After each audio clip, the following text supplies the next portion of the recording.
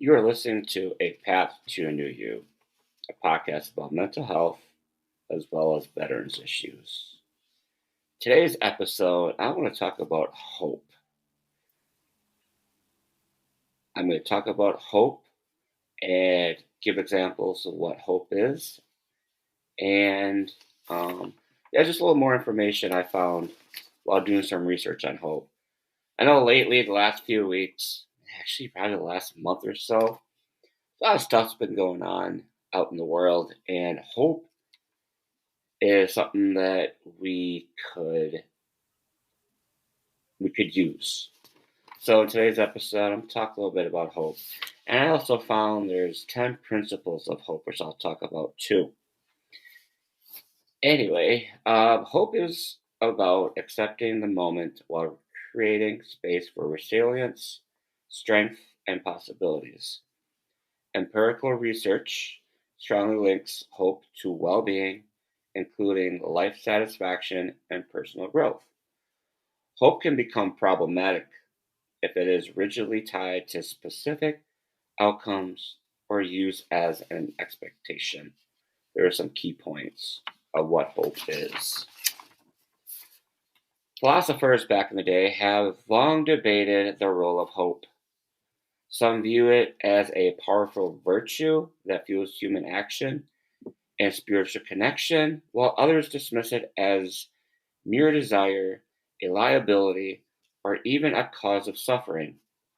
However, decades of empirical research consistently demonstrate its benefits, particularly its strong link to well being, including interpersonal relationships, life satisfaction, and personal growth. That being said, hope can also have its downfalls or pitfalls. If we cling too tightly to specific outcomes, resist change, or turn it into an expectation rather than flexible, evolving mindset. True hope requires a balance of acceptance and openness. It holds our goals while allowing for life's unfolding. With the right framework, hope becomes a guiding light, an active force that fuels courage, perspective, and action. It keeps us open to new opportunities as well. It reminds us that change, healing, and transformation are always possible. Again, let me say that again. I actually like that. Hope keeps us open to new opportunities and reminds us that change, healing, and transformation are always possible. So, hope can be a good thing, and it could be a bad thing depending on what we use it for. Now, I'm going to talk about there's 10 principles of hope. You're probably asking me, what are the 10 principles of hope? Number one, hope comes from within. Sustainable hope is created from the inside. The outside world may offer reasons to hope, but true resilience comes from cultivating it within yourself. So, again, let me repeat that. Hope comes from within. Sustainable hope is created from the inside. So, it's us. We're creating it. We're hoping something happens. We're hope. The outside world may offer reasons to hope, but true resilience comes from cultivating it within yourself. Hope is unique to you. No one can dictate what you should hope for or whether it is realistic. Your journey is yours alone. So I've been telling my clients or my friends and all that when I was working in the mental health field. I'm like, you are you. How should I explain this? I usually tell them, you're unique in your own way, and no one knows. what you're doing. No one knows what your goals are. No one knows what's going on except for yourself. You are unique. Just like this, what I just said. Hope is unique to you. No one can dictate what you should hope for or whether it is realistic. Your journey is yours alone. No one can no one can actually, how should I say this? Your journey is yours alone. So your journey is yours. It's no one else's but yours. Hope thrives in uncertainty. The future is unknown, and that's where hope lives. Embracing uncertainty means embracing possibilities. Again, hope thrives in uncertainty. So we're uncertain. We don't know what's going to happen in the future, but we're hoping something good happens in the future. The future is unknown, just the way I said. The future is unknown. We have no idea what could happen in the future. And we're just hoping something good happens. The future is unknown, and that's where hope lives. Embracing uncertainty means embracing possibilities. So you're embracing the possibility of what's going to happen in the future. Embracing uncertainty. We're hoping that the future is going to be better than what it is now, especially during these times, the last month or so. If you live in the United States, you kind of know what I'm talking about. Even if you don't live in the United States, you might know exactly what I'm talking about. Now, I usually don't talk about politics or anything in my podcast, but for those who live in the United States who are struggling right now due to certain situation that's going on, you're bracing for hope. You're hoping that something better happens. The future is bright. Right now, it's kind of difficult for that with everything going on. Hope is strength, not a weakness.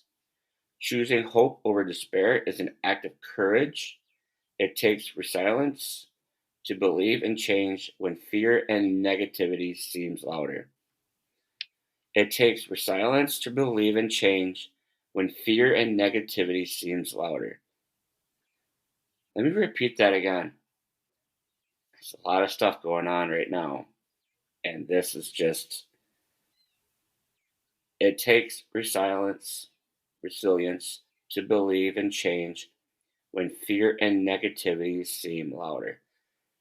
We're bracing for change. We're hoping something better happens. We're hoping that what our situation here in the United States is happening. We're hoping there's change for the good. And everybody is in fear right now, and there's a lot of negativity going on right now. It's louder than ever. The change, the fear right now that everyone has, and when you're seeing all the negativity of stuff going on in our country right now, it is really loud. And we're just hoping, hoping there's some common sense in that certain someone that maybe things will change.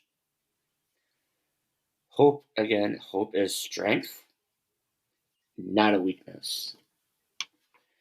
Hope fuels action. When you believe in the possibility of something better, you are more likely to take steps toward it. Hope is not passive, it inspires movement. Hope fuels action.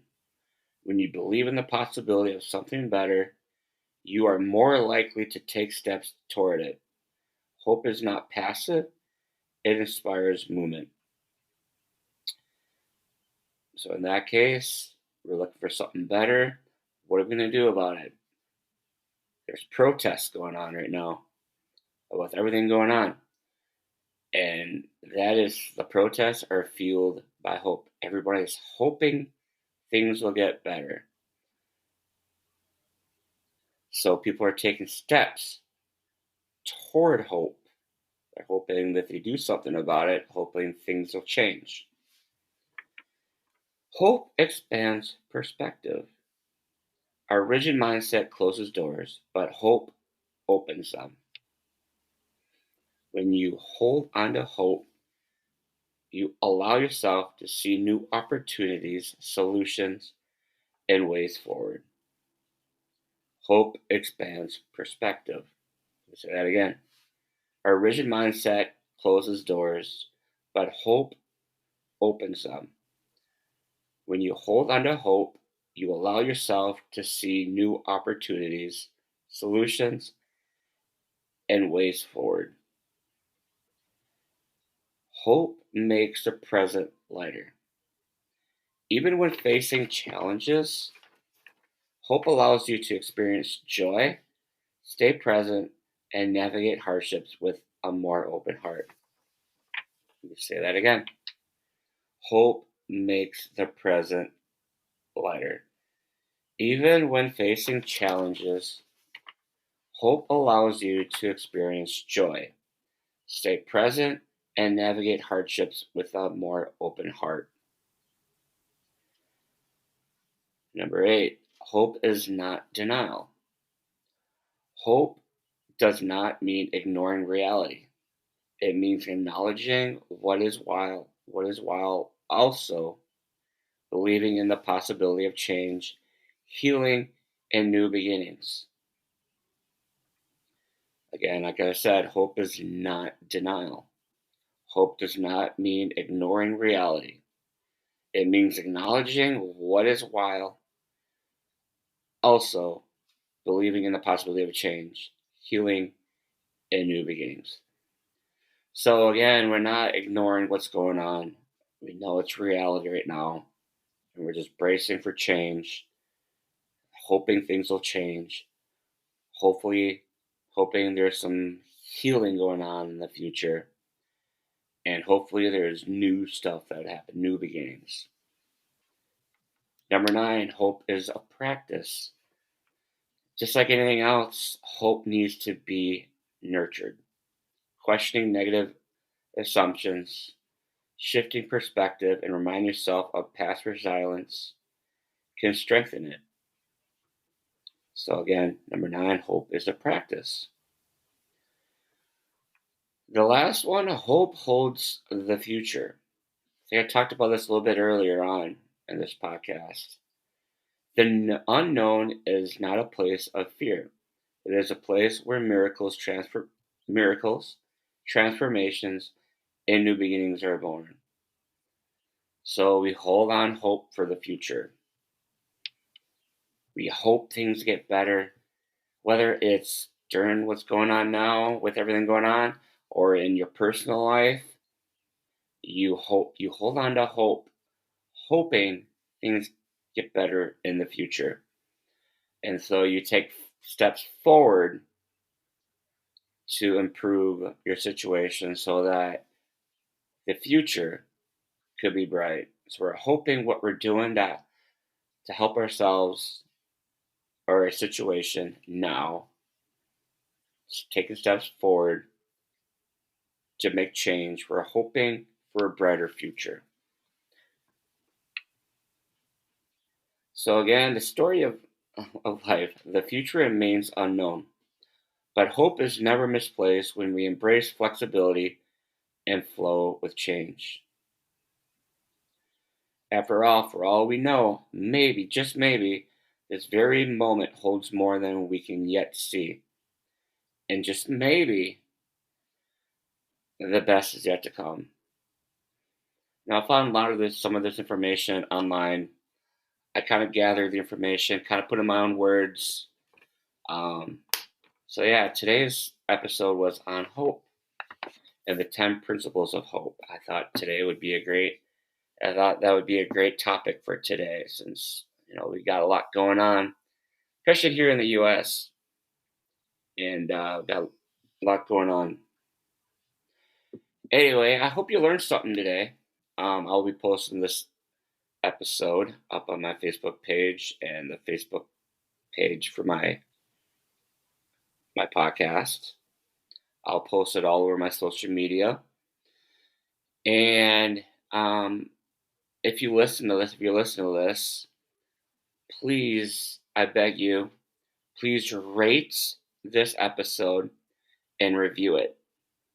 I've been doing this podcast for over 2 years, and I only have one person rated it.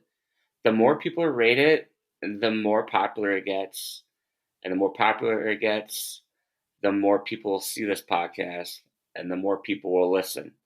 I'm trying to spread the word, trying to spread information, like great information about mental health as well as veterans issues.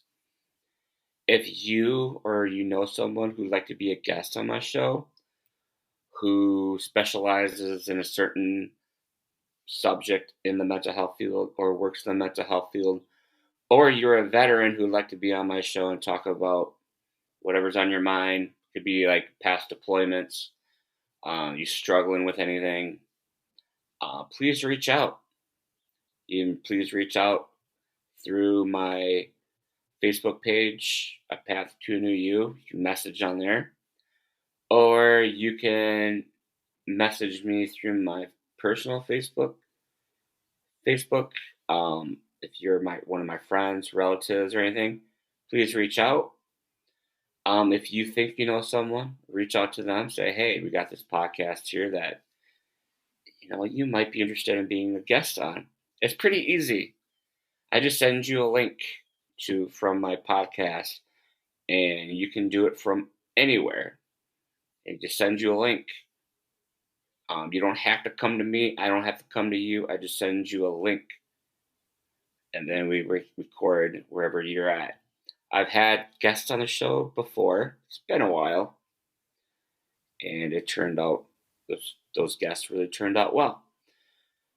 You can find my podcasts at most major podcast platforms: Spotify, YouTube, Amazon Music, Audible, Apple Podcasts, Google Podcasts, and like I said, pretty much anywhere except for iHeart. I don't know what's going on with iHeart. I've tried to log in and all that and try to post my things on there, but for some reason it's not working. Other than that, it's free to listen to. You listen to it on your phone, on your laptop. And again, I ask that you rate and review each episode you listen to. That definitely will help me out with the episode, because when you review it, you can let me know, hey, you know what? Why don't you work on this part of the episode? Why don't you try this to improve your episode? Also, rating it will make this podcast more popular. The more rating I have, the more people who rate, and the higher up my podcast will be. Maybe one day down the future, this could be the number one podcast on like Spotify or something. I know I have a lot of work to do, but if you could rate my podcasts, I'd really appreciate it. Anyway, until next time, you listen to A Path to New You. Until next time, stay safe and be well. Thank you.